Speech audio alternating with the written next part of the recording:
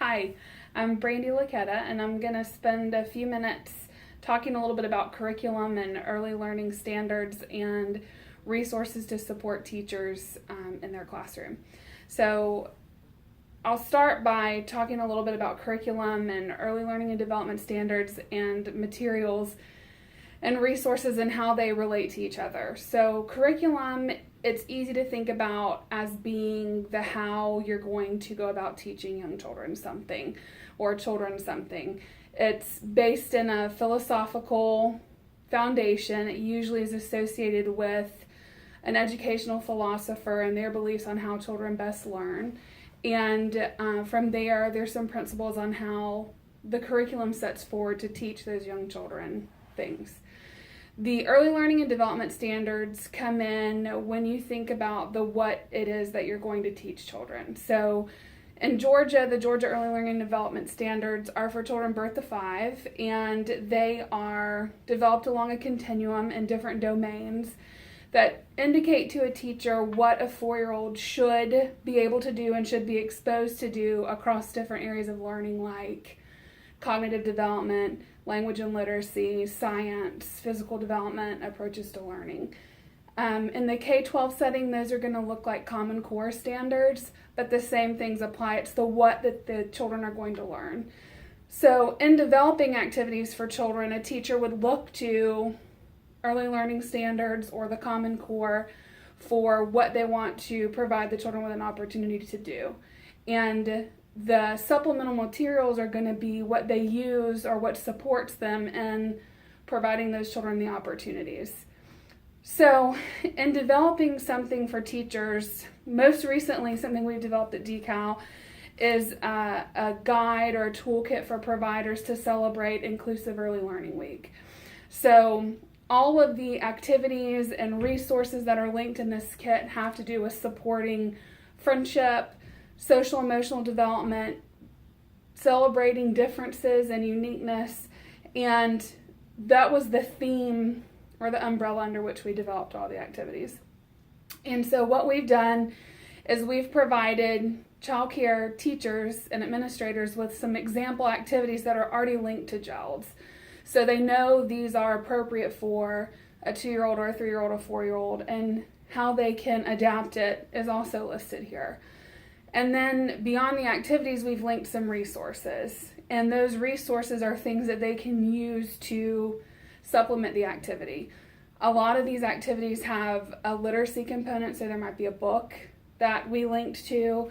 And so in this book, in this kit, the books we linked to were specifically around friendship and being a super friend. So you can see Callie's poster about being a super friend. So this is related to our social emotional work.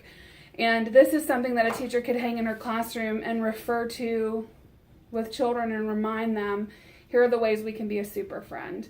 And being a super friend is something we promote heavily around inclusion and around social emotional development. And so that's a resource we might link. Like I said, we have some books. This happens to be a book that's made by the CDC for children who are 3 and has some milestones that are expected for children in their 3rd year of life. So this book's going to support a teacher to identify whether or not a child can do those things, because the prompts in this book are related to those milestones. We also have linked in some resources like cards for a teacher to support how to make transitions. So these talk about you could gallop like a horse, you could fly like a bird. Children would choose how they want to transition from one activity to another, and a teacher could use these with Velcro, could use them on a ring, could have children choose them from a bag.